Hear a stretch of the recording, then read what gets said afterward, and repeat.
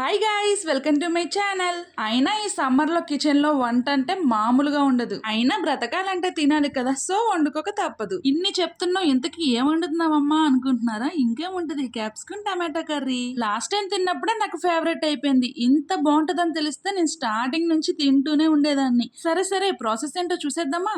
First ఒక pan లో oil పోసుకొని ఇది బాగా హీట్ అయ్యాక అందులో ఆనియన్స్ వేసుకోవాలి. ఇప్పుడు వాటిని మంచిగా కలుపుకొని ఫ్రై చేసుకోవాలి. అట్లా అని చెప్పి మొత్తం మాడగొట్టొద్దు, జస్ట్ గోల్డెన్ కలర్ వచ్చేదాకా చాలు. అండ్ నెక్స్ట్ ఇప్పుడు అందులో టమాటా ముక్కల్ని కూడా వేసుకొని మంచిగా కలుపుకోవాలి. మీరు కావాలి అంటే ఇప్పుడు సాల్ట్ వేసి కలుపుకుంటూ త్వరగా కుక్ అయిపోతాయి. నేనైతే వేయలేదు. అండ్ ఇప్పుడు వాటిని మూత పెట్టి బాగా కుక్ అవనివ్వాలి. ఒక 10 మినిట్స్ తర్వాత మూత తీసి చూస్తే మన టమాటాలన్నీ బాగా కుక్ అయిపోయి ఉంటాయి. ఇప్పుడు అందులో క్యాప్సికమ్ పీసెస్ ని కూడా వేసుకోవాలి. క్యాప్సికమ్ నేను ఒకటే వేసాను, ఎందుకంటే అసలే సమ్మర్, ఇంకా బయట మంట కడుపులో మంట ఎందుకని చెప్పేసి ఒకటే వేసుకున్నా. మీరు కావాలి అంటే ఎక్కువ కూడా వేసుకోండి. ఇప్పుడు వాటిని కూడా మంచిగా కలుపుకొని మూత పెట్టి ఒక 5 to 10 మినిట్స్ కుక్ అవనివ్వాలి.